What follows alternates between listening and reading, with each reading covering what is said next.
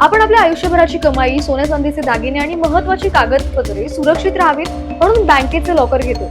पण जर याच लॉकर मधून चोरी झाली तर? आतापर्यंत अनेक वेळा बँका जबाबदारी झटकत असल्याच्या अनेक तक्रारी समोर येत होत्या.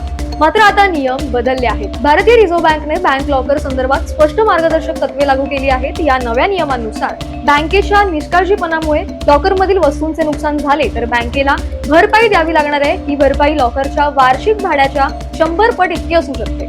म्हणजे जर बँकेत चोरी, दरोडा, कर्मचाऱ्यांची फसवणूक, आग लागणे किंवा इमारत कोसळणे अशा कारणांमुळे तुमचं नुकसान झालं तर बँक जबाबदार धरली जाईल. त्यामुळे ग्राहकांना आता सरळ नकार देणं बँकांना शक्य नाहीये. मात्र काही अपवाद आहेत. भूकंप, वीज कोसळणे यांसारख्या नैसर्गिक आपत्तीमुळे झालेले नुकसान किंवा ग्राहकांच्या स्वतःच्या निष्काळजीपणामुळे झालेले नुकसान यासाठी बँक जबाबदार राहणार नाही. तसेच दागिन्यांची नैसर्गिक झीज किंवा रंग बदललं यासाठी ही भरपाई मिळणार नाहीये. याशिवाय सर्व बँकांना ग्राहकांकडून नवीन लॉकर करार करून घेण्याचे निर्देश देण्यात आले आहे. या करारात भरपाईच्या अटी स्पष्टपणे नमूद असतील.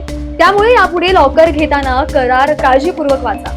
त्याचबरोबर महत्त्वाची गोष्ट म्हणजे लॉकरमध्ये नेमकं काय ठेवलंय याची माहिती बँकांकडे नसते. त्यामुळे दागिन्यांचे फोटो, खरेदीची बिले आणि इतर पुरावे स्वतःकडे सुरक्षित ठेवणे अत्यंत महत्त्वाचं आहे. थोडक्यात काय तर बँक लॉकर आता अधिक सुरक्षित आणि नियमबद्ध झाले आहेत. मात्र ग्राहक म्हणून आपली जबाबदारी ही तितकीच महत्त्वाची आहे.